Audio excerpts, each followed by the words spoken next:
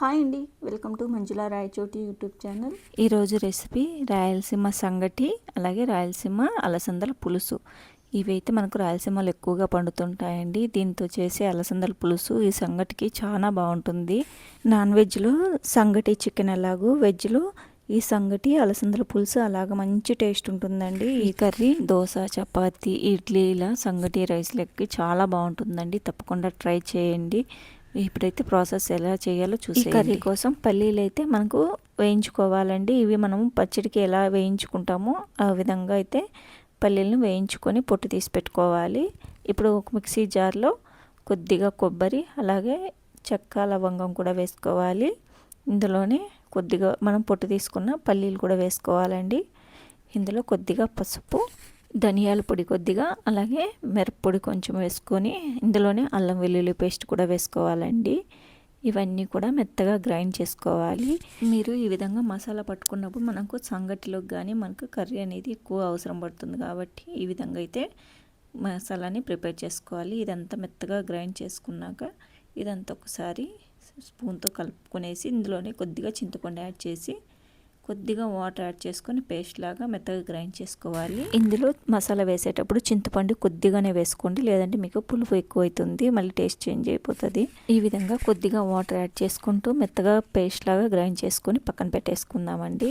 Curry కోసం మసాలాను అయితే ప్రిపేర్ చేసాం కదా, ఇప్పుడు కర్రీ ప్రాసెస్ చూద్దామండి.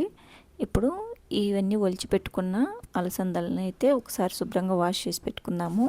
ఇక్కడ కర్రీ చేయడానికి నేను కుక్కర్ వాడుతున్నానండి. ఇందులో చేసామంటే 2-3 విజిల్కి మనకు కర్రీ అనేది రెడీ అయిపోతుంది.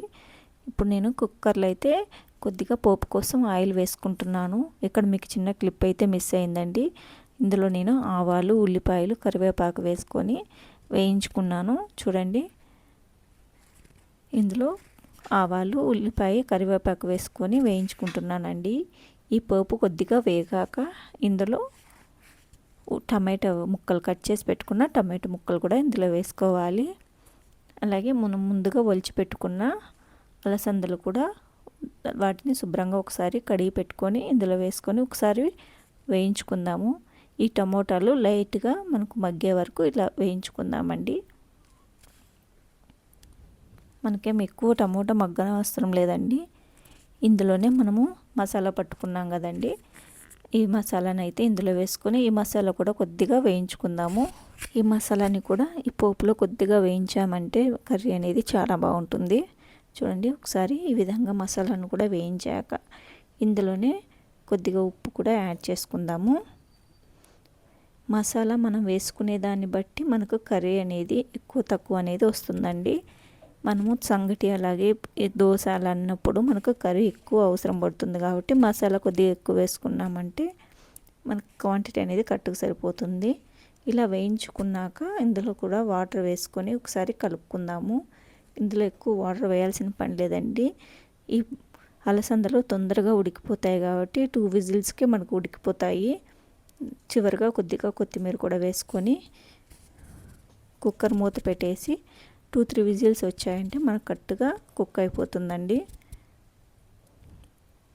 కర్రీ చాలా ఫాస్ట్గా రెడీ అయిపోతుంది. కర్రీ కూడా చాలా మంచి టేస్ట్ ఉంటుంది. చూడండి, మూత తీసాక ప్రెషర్ పోయాయి, మూత తీసాక మనకు కర్రీ ఎలా రెడీ అయిందో మీకు ఇప్పుడు ఒకసారి చూపిస్తాను. చూడండి, 3 విజిల్స్కి ఎంత మెత్తగా ఉడికిపోయిందో. ఈ కర్రీ అయితే చాలా బాగుంటుంది. తప్పకుండా ట్రై చేయండి. మీకు రాయలసీమ సంగటి అది కూడా చూపిస్తాను. ఒకసారి వీడియోని అయితే చివరి వరకు చూడండి. ఈ పచ్చి అలసందలతోనే పప్పు కూడా చేస్తారండి. అలసందల పప్పు చాలా బాగుంటుంది. మన ఛానల్లో ఆ వీడియో ఉంది, ఒకసారి చెక్ చేయండి. ఇప్పుడు రాయలసీమ సంగటి ఎలా ప్రిపేర్ చేయాలో చూసేయండి. ఇక్కడ నేను 2 కప్పుల రేషన్ బియ్యాన్ని శుభ్రంగా కడిగి పెట్టుకొని 1/2 అవర్ అయితే నానబెట్టి పక్కన పెట్టుకున్నానండి. ఇక్కడ 1 కప్పు బియ్యానికి 4 కప్పులు వాటర్ అయితే వేసుకొని స్టవ్ మీద పెట్టుకున్నానండి. ఈ స్టవ్ మీద పెట్టేటప్పుడు కొద్దిగా ఉప్పు కూడా వేసుకోవాలి. ఈ రైస్ బాగా మెత్తగా ఉడికిపోయే వరకు మనము ఉడికించుకోవాలి రైస్ని. చూడండి, ఈ సంగటికి ఉప్పు అయితే ఖచ్చితంగా వేయాలండి. అప్పుడే మనకు సంగటికి కర్రీకి చాలా బాగుంటుంది టేస్ట్. చూడండి, ఈ విధంగా మెత్తగా అయితే ఉడికిపోయింది కదా. ఇందులో వాటర్ కూడా కొద్దిగా అలానే ఉంది. రైస్ అయితే బాగా మెత్తగా ఉడికిపోయిందండి. చూడండి, ఇంకా కొద్దిగా మనకు వాటర్ ఉన్నట్టు బాగా కనిపిస్తుంది కదా. ఇలా మనము రైస్ 2 కప్పులు రైస్ తీసుకున్నప్పుడు 1 కప్పు రాగిపిండి వేసుకొని ఈ విధంగా రాగిపిండి వేస్తూనే ఈ విధంగా తెడ్డి కట్టెతో బాగా కలుపుతూ ఉండాలి. ఈ రాగిపిండి ఈ రైస్లో బాగా కలిసిపోయే విధంగా ఇలా తిప్పుతూ కలుపుకోవాలండి. ఇలా మనము తెడ్డి కట్టెతో కలుపుతున్నప్పుడు స్టవ్ అయితే లో ఫ్లేమ్లోనే పెట్టుకొని కలుపుకోవాలండి. ఇలా మొత్తం కలిపాక సైడ్స్ చూడండి, మనకు రాగిపిండి అంతా అంచులకు అంటుకోవడము, అడుగున కొద్దిగా అంటుకోవడం అలా ఉంటుంది. అలాంటప్పుడు ఒకసారి గరిటెతో మొత్తం మనము సైడ్స్ అంతా ఒకసారి కింది నుంచి పై వరకు బాగా కలిపేసామంటే సంగటి మనకు అంత ఈవెన్గా కలిసిపోతుంది. ఇది మనము కొద్దిసేపు మూత పెట్టేసి ఒక 10 నిమిషాలు లో ఫ్లేమ్లోనే ఉడకబెట్టేసామంటే రాగి పిండి కూడా రైస్తో పాటు బాగా కుక్ అయిపోయి సంగటి చాలా బాగుంటుందండి. మీరు సరిగ్గా కుక్ చేయకపోతే మనకు పిండి రఫ్గా తగులుతూ ఉంటుంది. ఈ విధంగా 10 నిమిషాలు అయితే లో ఫ్లేమ్లోనే ఉడకబెట్టేసి మళ్ళీ ఒకసారి మనము ఈ సంగటి కట్టెతో ఒకసారి ఇలా కలుపుకున్నామంటే మనకు సంగటి రెడీ అయిపోతుందండి.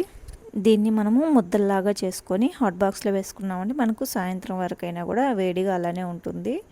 చూడండి, మనం 10 నిమిషాల తర్వాత మనకు గట్టిపడిపోయింది సంగటి. ఇప్పుడు ఇలా రౌండ్గా ఉన్న బౌల్కి కొద్దిగా తడి చేసుకునేసి అందులో మనం ఈ సంగటి పెట్టుకొని ఇలా మనం రోల్ చేసామంటే మనకు ముద్దలాగా వచ్చేస్తుందండి. లేదు మనం ఇలానే రివర్స్లో బౌలు తిరిగి పెట్టినామంటే మనకు సంగటి ముద్ద అయితే వచ్చేస్తుంది. చూడండి, ఇక్కడ నేను 2 కప్పులు బియ్యానికి 8 కప్పులు నీళ్ళు అయితే వేసుకున్నానండి. సంగటి అయితే నాకు కరెక్ట్గా వచ్చింది. మీరు ఛానల్ని ఫస్ట్ టైం చూస్తున్నట్లయితే ఛానల్ని సబ్స్క్రైబ్ చేసుకోండి. బెల్ ఐకాన్ని క్లిక్ చేస్తే నేను పెట్టే ప్రతి ఒక్క వీడియో మీకు నోటిఫికేషన్ వస్తుందండి. మీకు ఈ వీడియో నచ్చినట్లయితే వీడియోని లైక్ చేయండి, అలాగే షేర్ చేయండి, ఛానల్ని సబ్స్క్రైబ్ చేసుకోండి.